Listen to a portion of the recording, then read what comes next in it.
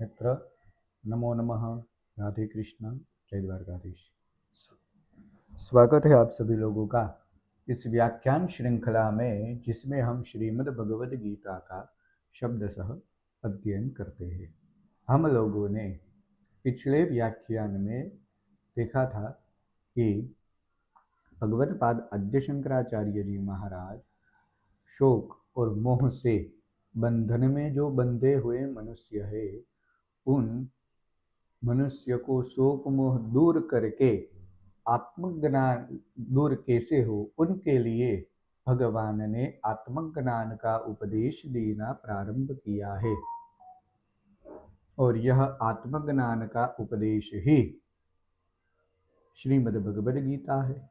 यह बात हम लोगों ने जानी थी, लेकिन तत्र केचिद आहु, किसी ने कहा था कि केवल सर आत्मज्ञान से ही, आत्मज्ञान की निष्ठा मात्र से ही मोक्ष की प्राप्ति नहीं हो सकती, किंतु अग्निहोत्र आदि श्रौत स्मार्त कर्मों सहित ज्ञान से मोक्ष की प्राप्ति होती है।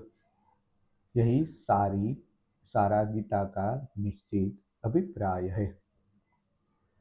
तो हम लोगों ने इसके बारे में थोड़ा सा अध्ययन चिंतन करते हुए यहाँ तक इस अर्थ में वे प्रमाण भी बताते हैं, इस यहाँ तक चिंतन किया था। और प्रमाण भी वही लोग बताते थे कि ज्ञापकम च आहु, ज्ञाता लोग इस अर्थ में प्रमाण बताते थे कि अथ चेत्त्वमिमं धर्म्यं संग्रामं न करिष्यसि कर्मण्येवाधिकारस्तु कारस्ते कुरु कर्मैव तस्मात् त्वम्।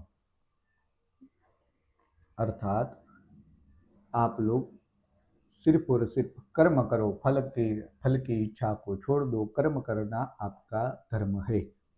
और हमारे वेद श्रुति शास्त्र प्रमाण भी कहते हैं कि आप लोग अग्निहोत्रादि कर्म, श्रौत स्मार्त कर्म करके ही करना भी आपका कर्तव्य है। आप लोगों को उनके फल की चिंता नहीं करनी चाहिए। यही सारी बात यहाँ पर हम लोगों ने देखी थी।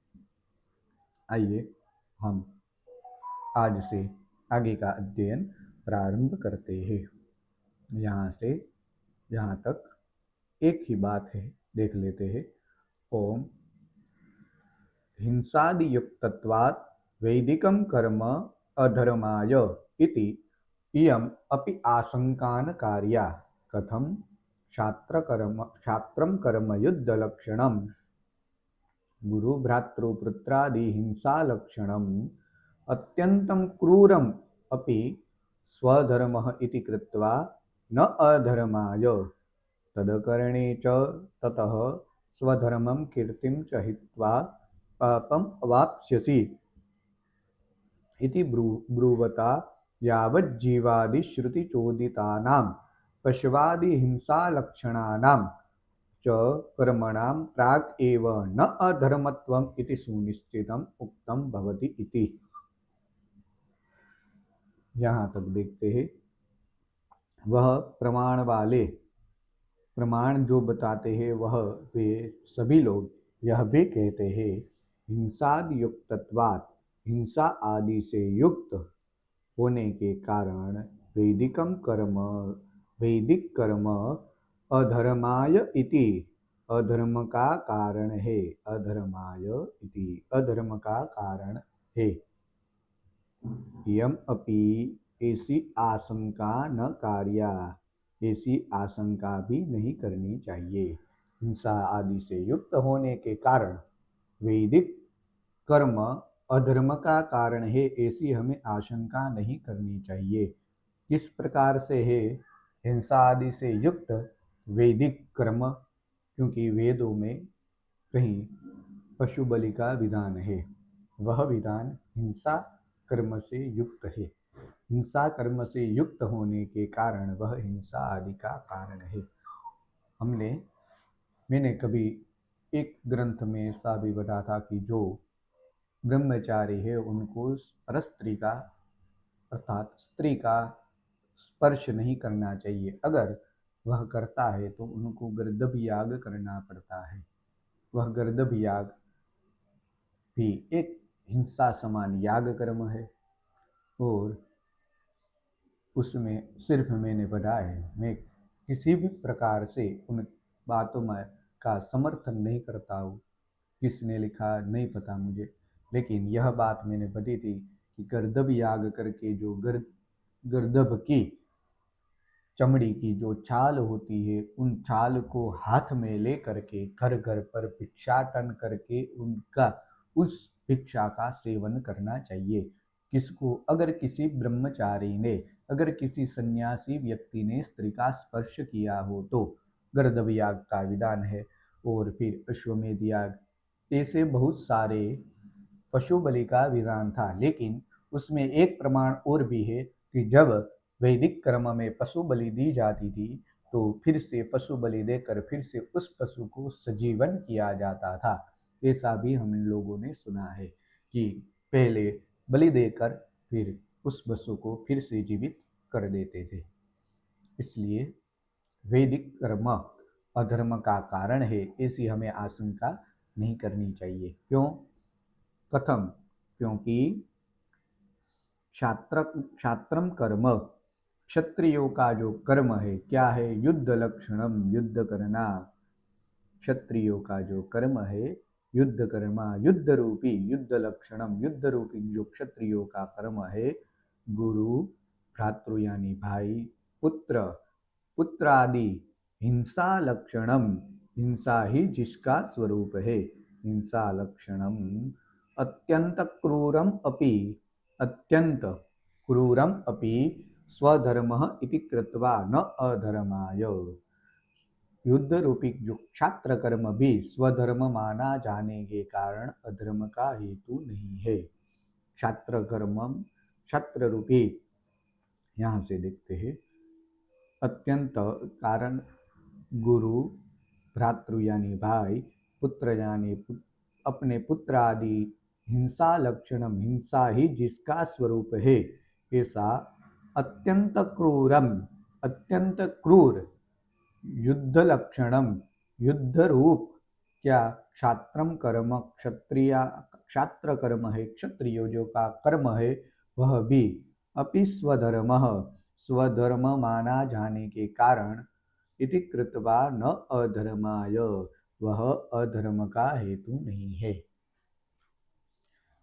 यानी यह बात है कि राजा को अपनी प्रजा के लिए किसी का भी वध करना पड़े, अजीब अपनी प्रजा के हित में किसी का भी वध करना पड़े तो वह क्षत्रिय धर्म है, क्षत्रिय कर्म है, और वह कर्म करने से उनको अधर्म नहीं माना जाएगा।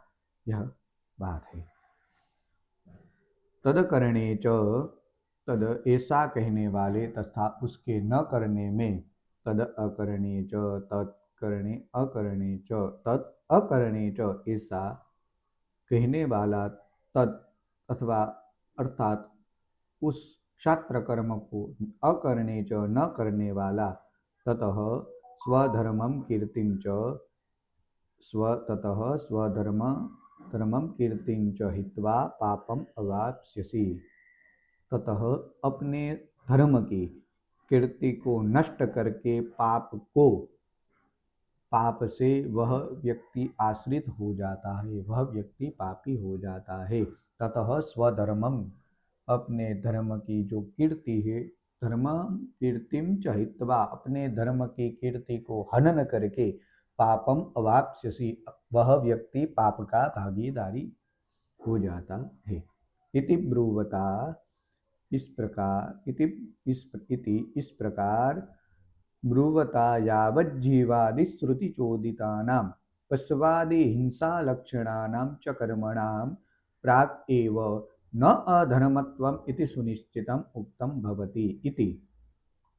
इस प्रकार दोष बतलाने वाले का, इति ब्रुवता, इस प्रकार दोष बतलाने वाले का, यावत् जीवादिश्रुति चोदितानां, जीवंत पर्यंत कर्म करे जीवादि श्रुति चोदितानाम, अर्थात वेद में निहित जो कर्म बताया है वह यावत जीवन पर्यंत कर्म करे। पशवादि हिंसा लक्षणानाम जो कर्म श्रुति वाक्य द्वारा जो कर्म निहित है वह वर्णित पशु आदि के हिंसा रूप कर्मों को करना, वह हिंसा रूपी कर्म को अर्थात बलि देना, च कर्मणाम प्राग एव न अधर्मत्वम इत्यादि जो पहले इस प्रकार से यह कथन अधर्म पहले कहा गया जो था वह अधर्म नहीं है, इति सुनिश्चितम उक्तम भवति। इति यह कथन सुनिश्चित हो जाता है कि जीवन पर्यंत कर्म करे। आगे कहा था कर्मण्येवाधिकारस्ते मा फलेषु कदाचन। आप लोग जीवन पर्यंत कर्म करें इत्यादि श्रुति वाक्य द्वारा। अब श्रुति क्या है? श्रीमद् भगवद गीता भी एक उपनिषद है। उपनिषद होने के कारण यह त्रयी ग्रंथों में उनका स्थान है। उपनिषद, गीता और ब्रह्म सूत्र, यह जो हमारे त्रयी ग्रंथ है सनातन धर्म के, उसमें इनका स्थान है। और इसी स्थान की वजह से उपनिषद होने के कारण श्रीमद् भगवद गीता भी एक श्रुति ग्रंथ है, स्मृति ग्रंथ नहीं है। श्रुति ग्रंथ और स्मृति ग्रंथ में यह भेद है कि श्रुति ग्रंथ है वह वेद के आश्रित ग्रंथ होता है और स्मृति ग्रंथ है वह किसी ऋषि मुनियों के द्वारा उक्त धर्म प्रमाण बताने वाला वह ग्रंथ होता है। स्मृति ग्रंथ हमें यह धर्म करना चाहिए और यह हमारा कर्तव्य है। ब्राह्मण का उपनयन गर्भ से 8वें वर्ष में होना चाहिए, यह स्मृति का ग्रंथ का वचन है। लेकिन स्मृति वह उपनयन कैसे करे उनका विधान करता है। श्रुति प्रमाण देती है और स्मृति उस प्रमाण का कथन, श्रुति उस कर्म को कब करना चाहिए वह प्रमाण देती है। इसलिए श्रुति स्मृति बलि में जब विवाद हो तो श्रुति रेवा गरीयसी, श्रुति ग्रंथ में जो लिखा हुआ प्रमाण है वह सर्वश्रेष्ठ है। इसलिए श्रीमद् भगवद गीता भी श्रुति ग्रंथ है। श्रुति और स्मृति जब दोनों में बलि हो जाए तो किसको हम बलि माने? जब दोनों में एक समान बात आ जाए, विरुद्ध बात आ जाए, समान या विरुद्ध बात आ जाए तो हमें श्रुति ग्रंथ को ही पहले मानना चाहिए। यहाँ पर पहले ही सुनिश्चित हो जाता है कि जीवन पर्यंत कर्म करे। भगवान ने कह दिया कि आप लोग जीवन पर्यंत कर्म करें, फल की आशा मत करें इत्यादि श्रुति वाक्यों द्वारा वर्णित पशु आदि की हिंसा रूप कर्मों को करना अधर्म नहीं है। यह बात यहाँ पर है कि अगर आप किसी भी वेद में जो पशु बलि है वह पशु बलि भी आप करते हैं, हालांकि बाद में उन पशुओं को जीवित कर दिया जाता है, लेकिन वह हिंसा कर्म भी अधर्म नहीं है। यह बात यहाँ पर बताई है। आइए हम देखते हैं आगे कौन सी बात निहित है। तत् असत ज्ञान कर्म निष्ठयो विभाग वचनात् बुद्धित्वज आश्रयो। यहाँ पर तत् असत परंतु वह उन लोगों का कहना ठीक नहीं है। तत् असत, तत् सत और असत दो प्रकार के मार्ग है। असतो मा सदगमय में उन अधर्म के अज्ञान रूपी मार्ग से निकलकर सदगमय अच्छे ज्ञान धर्म रूपी मार्ग को ओर गमन करो। तद असत वही वाली बात है, सत और असत। सत्संगत्वे निस्संगत्वं, निस्संगत्वे निश्चलतत्वं, निश्चलतत्वे निर्मोहत्वं, निर्मोहत्वे जीवन मुक्ति। आप असत को त्याग कर सत का संग कीजिए। सत्संगत्वे निस्संगत्वम, असत को त्याग कर सत का संग कीजिए और सत के संग से सत्संगत्वे निस्संगत्वम, आप निस्संगता को दूर कर देंगे। अर्थात आप किसी, आपका जो व्यक्ति है, आपका जो आपके साथ जिस जिसके साथ आपकी संगत है, उठना बैठना है, जो व्यक्ति बुरा है तो उनको आप त्याग कर देंगे। क्यों? क्योंकि आप सज्जन व्यक्तियों के साथ में बैठे हुए हैं। तो निस्संगत्वे निश्चल तत्वम, और जब आप उन बुरे व्यक्तियों को त्याग देंगे तो आपका जो मन है, चित्त है, वो निश्चल हो जाएगा। निश्चल तत्वे जीवन मुक्ति, और जब चित्त निश्चल हो गया तो आपके जीवन मुक्ति संभव है। यह बात आद्य शंकराचार्य जी भगवान ने ही चरपट पंजरिका स्तोत्र में बताई है।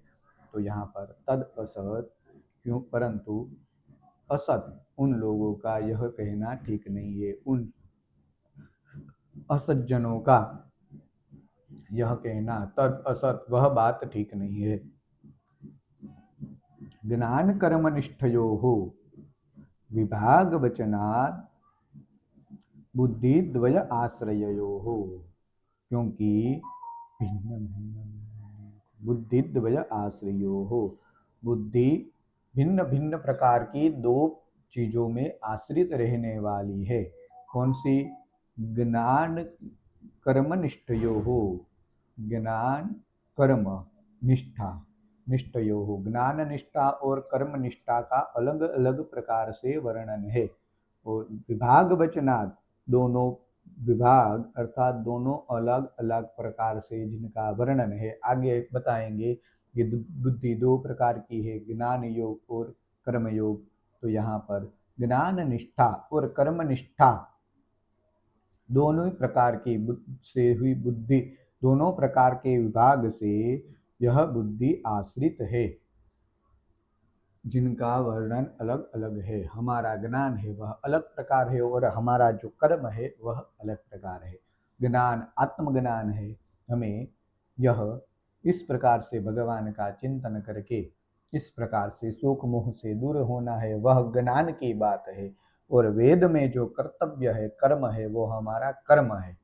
हमें ज्ञान भी प्राप्त करना इतना ही जरूरी है जितना हमें कर्म करना है। अगर हमें जिंदा रहना है, अपने इस शरीर रूपी रथ को चलाना है, तो हमें भोजन आदि करना हमारा जो कर्म है, कर्तव्य है, वही कर्म करना इतना ही जरूरी है जितना हमें ज्ञान पाना।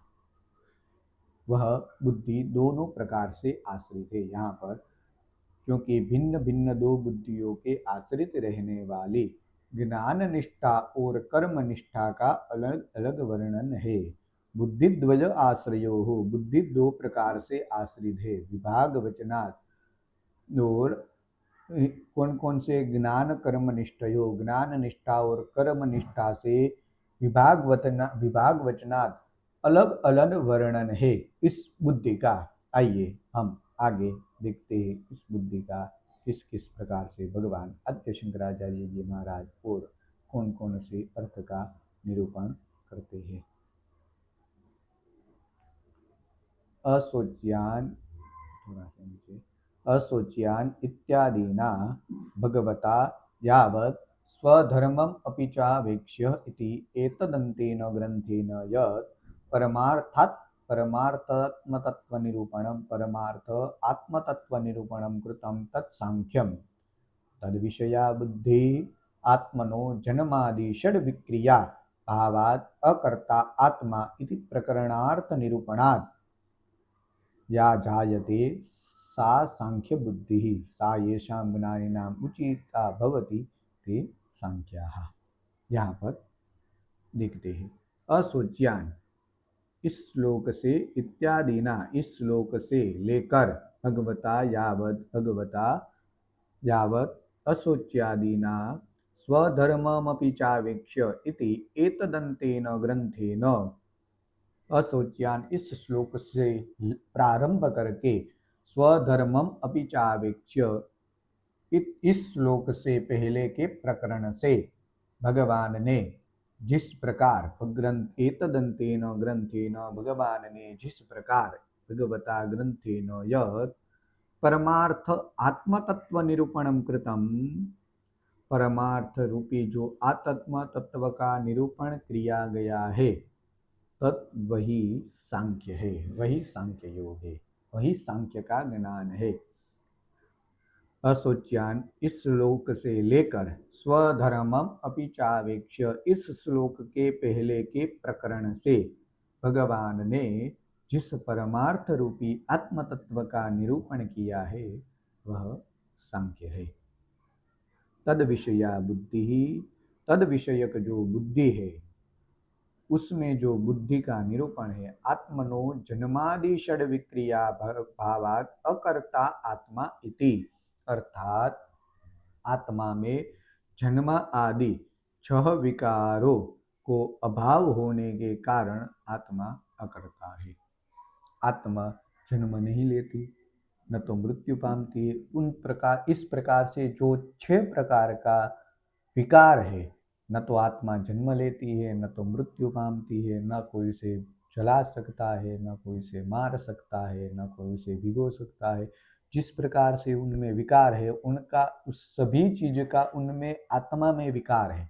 यह जो हमारा शरीर है वही तो जन्म लेता है, आत्मा जन्म नहीं लेती। यह हमारा शरीर है वही तो मृत्यु को प्राप्त होता है, आत्मा तो मृत्यु को प्राप्त नहीं होती। यही जो हमारा शरीर है वही तो जलता है, आत्मा तो शरीर से पहले से ही निकल जाती है। जब यह आत्मा शरीर से निकल जाती है तभी तो हमारी मृत्यु होती है। आत्मा थोड़ी ना जलती है, हम सभी लोग जलते हैं। जब हम स्नान करते हैं तब हमारा यह शरीर की शुद्धि के लिए स्नान है, आत्मा की शुद्धि के लिए तो आत्मज्ञान है ना। तो हम अपने शरीर की शुद्धि के लिए ही तो स्नान करते हैं, आत्मा की शुद्धि के लिए थोड़ी ना स्नान करते। उसके लिए तो आत्मज्ञान है ना। तो यह जो आत्मा छह विकारों से, जिसमें आत्मा जिस आत्म तत्व में परमार्थ रूपी जो आत्म तत्व है, यह हमारे अर्थ के लिए यही तो थोड़ी ना आत्म तत्व है, परमार्थ के लिए है ना। जो भगवान ने हमें इस शरीर में आत्मा दिया, आत्मा का निरूपण किया है, तो हमारे लिए थोड़ी ना किया है, भगवान ने परमार्थ के लिए किया है। यानी कि अगर आप बहुत सारे पैसे कमाते हैं, वह पैसे अगर आप किसी को दे न सके, किसी को दान न कर सके, वह पैसे से किसी का अच्छा न हो सके, आप अपने लिए वह पैसे खर्च न कर सके और आप उस पैसे को बैंक में जमा कर दे या अलमारी में लॉकर में रख दे, तो वह क्या हुआ? वह अपने स्वार्थ का प्रतीक हुआ। वह आप केवल और केवल उस पैसे की सिक्योरिटी, चौकीदारी कर रहे हैं। आप उससे परमार्थ तो नहीं कर रहे। आप जिस तरह से आप उनके शरीर में जिस तरह से यह आत्मा है, वह आत्मा से जो आप अपने शरीर से परिश्रम करते हैं, उनसे जो धन प्राप्त करते हैं, वह धन अगर आप किसी को मदद करने में उपयोग नहीं ले सकते, तो यह आपका आत्म तत्व, भगवान ने इस शरीर में जो आपका आत्म तत्व दिया है वह किसी काम का नहीं है। वही बात यहाँ पर निरूपित की गई है परमार्थ रूपी शब्द से। आपका जो परमार्थ रूपी जो आपके शरीर में आत्म तत्व है, वह आत्म तत्व का निरूपण है किया है, वही सांख्य है। यहाँ पर बहुत सारी भगवान आत्म तत्व की बात करते हैं और तद विषयक जो बुद्धि है और उस परमार्थ रूपी आत्म तत्व के विवेचन में जो यह आपकी बुद्धि है, अर्थात आत्मा में जो छह प्रकार का विकार होना, जिस प्रकार से अभाव होने के कारण वह आत्मा अकर्ता है। अकर्ता यानी आप जो भी कुछ करते हैं वह आपकी बुद्धि से ही युक्त कुछ क्रिया ही करते हैं। आपकी आत्मा कोई क्रिया करती नहीं है, आपका शरीर ही क्रिया करता है। अगर आप कुछ पाप कर्म करते हैं तो बुद्धि से युक्त, बुद्धि में अगर पाप आया तो ही आप पाप कर्म करेंगे। आपकी आत्मा कोई पाप नहीं करेंगी। तीन प्रकार के का पाप है, कायिक, वाचिक और मानसिक। ये कायिक यानी आप कुछ ना कुछ पाप अपने शरीर से ही करेंगे, अपनी आत्मा से नहीं करेंगे। वाचिक यानी वाणी से ही आप पाप करेंगे।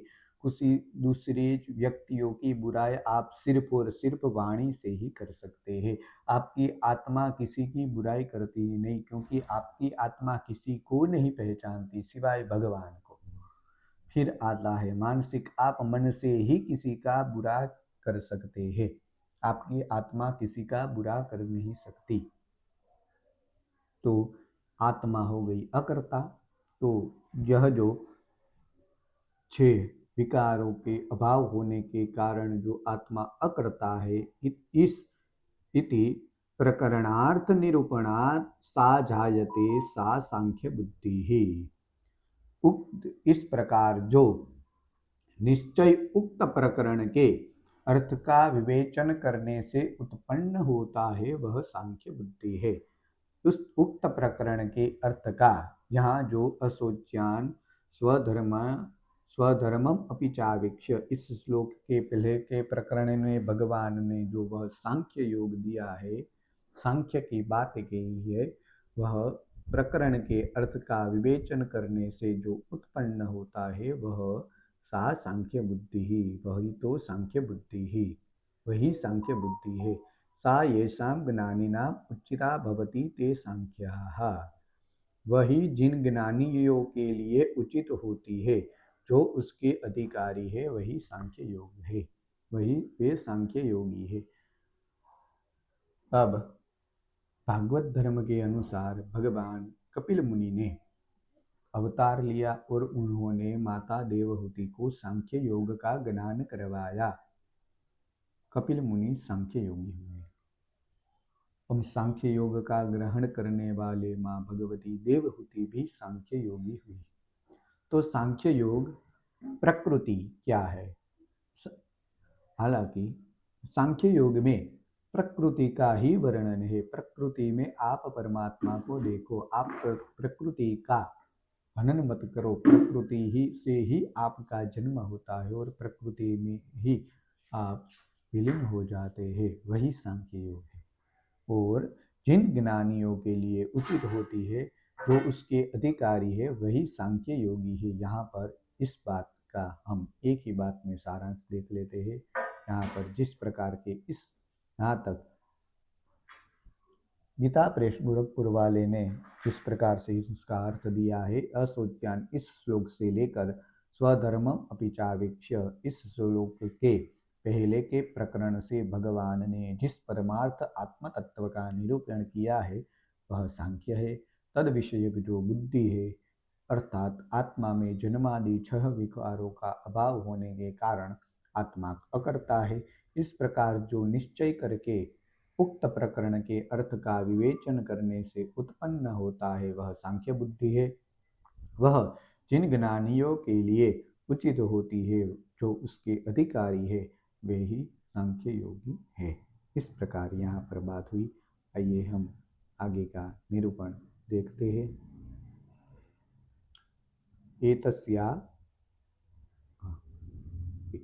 एतस्या बुद्धे जन्मनः प्राक् आत्मनो देहादि व्यतिरिक्तत्व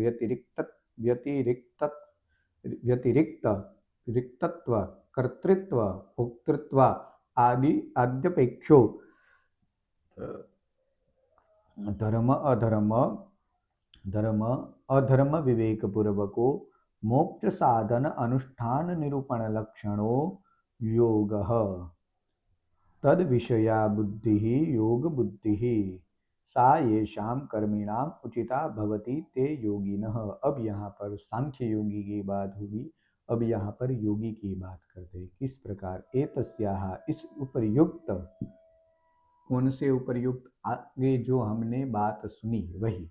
इस उपर्युक्त बुद्धेः जन्मनाः प्राक्, बुद्धि के उत्पन्न होने से पहले आत्मनो देहादि व्यतिरिक्त, आत्मा का देहादि से पृथकत्व, आत्मा का शरीर से अलग हो जाना, पृथक हो जाना, वो पृथकत्व, व्यतिरिक्तत्व, कर्तृत्व, कर्तापन और भोक्तृत्व, भोक्तापन, आद्यपेक्षो, भोक्तृत्वाद्यपेक्षो, भोक्तापन मानने की आदि अपेक्षा रखने वाला जो व्यक्ति धर्माधर्म विवेक पूर्वक हो, जो धर्म अधर्म के विवेक से युक्त जो मार्ग है, कौन सा मार्ग? मोक्ष साधन अनुष्ठान निरूपण लक्षणों योग। मोक्ष साधनों का अनुष्ठान करने के लिए चेष्टा करना ही जिनका स्वरूप है।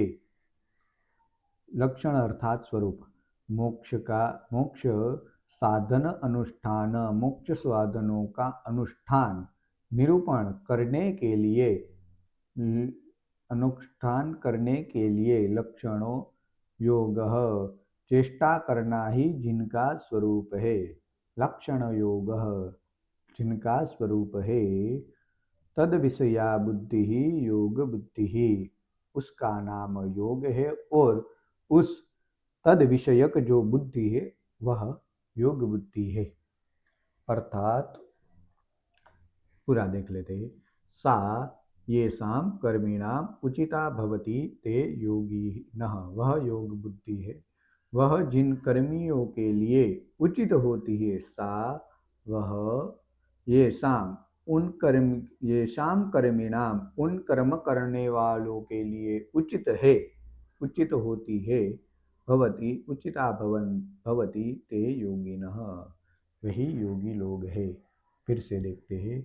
इस उपर्युक्त बुद्धि से पहले जो हमने बातें सुनी, उस उपर्युक्त बुद्धि से उत्पन्न होने से पहले वह बुद्धि अगर आत्मा के अंदर उत्पन्न हो, उनके पहले आत्मा का शरीर से अलग होना, पृथक होना, कर्तापन अर्थात मैं करता हूँ, भोक्तापन मैं इसको भोग रहा हूँ मानने की जो यह अपेक्षा रखने वाला व्यक्ति है, जो ज्ञान है, वह जो धर्म और अधर्म के विवेक से युक्त जो मार्ग है, न तो वह धर्म है न वह अधर्म है, अधर्म अधर्म से विवेक से युक्त जो मार्ग है, जो मोक्ष साधनों का अनुष्ठान करने के लिए चेष्टा करना ही जिनका स्वरूप है। अर्थात मोक्ष रूपी जो साधन है उनका ही अनुष्ठान करते हैं वही लोग। वही लोग सिर्फ और सिर्फ मोक्ष मुझे प्राप्त हो उनके लिए ही वह प्रवृत्त होते हैं। जिस कर्म में उनका नाम योग है, और उसमें लगी जो बुद्धि है वही जो आपकी सोच है, जिसके बारे में आप विस्तार पूर्वक विवेक से निर्णय करते हैं, वही आपकी बुद्धि योग बुद्धि कहलाती है। वह जिन कर्मी वह करने वाले व्यक्ति को, उचित व्यक्ति को योगी कहते हैं। अर्थात यहाँ पर एक हम थोड़े से ही विस्तार में देखते हैं कि जो हमारी बुद्धि है, बुद्धि से उत्पन्न होने से पहले पहले हमारी जब बुद्धि अपने शरीर में प्रवृत्त हो, उनके भी पहले जब आत्मा शरीर से पृथक हो, उनसे पृथक हो, मैं करता हूँ, मैं भोगता हूँ, मैं यह भोग को भोगने वाला हूँ, यह मानने की अपेक्षा रखने वाला जो धर्म और अधर्म के विवेक से युक्त मार्ग है। यानी कि जो योगी होते हैं वो न तो धर्म देखते न अधर्म देखते, वो अपनी मस्ती में ही रहकर सिर्फ और सिर्फ भगवान का मनन करते हैं, चिंतन करते हैं। उनको कोई संसार से लेना देना नहीं होता, वह सिर्फ और सिर्फ भगवान के मार्ग में ही प्रवृत्त होते हैं, धर्म और अधर्म के मार्ग में प्रवृत्त होते नहीं है। और सिर्फ मोक्ष रूपी जो साधन है उनका ही अनुष्ठान करते हैं, सिर्फ और सिर्फ भगवान का ही स्मरण करते हैं, भगवान का ही भजन करते हैं, भगवान का ही तप करते हैं। और उस क्रिया का प्रक्रिया का नाम योग है, और उसमें जो लगी बुद्धि है उनका नाम योग बुद्धि है। और वह उन योग बुद्धि से युक्त कर्म करने वाले व्यक्ति को ही योगी कहते हैं। वही व्यक्ति योग करने के लिए भगवान मोक्ष पाने का अधिकारी होता है, और वही व्यक्ति योगी होता है। इस प्रकार से इस बात का यहाँ पर कथन दिया गया है।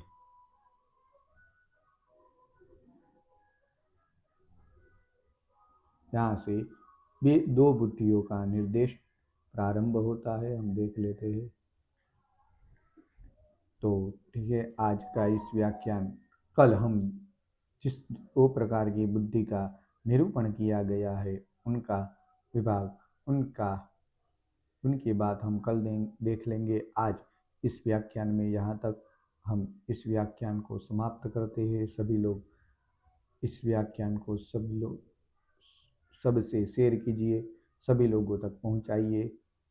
आज इस व्याख्यान को यहीं पर समाप्त करते हैं। राधे कृष्ण, जय द्वारकाधीश, नमस्कार।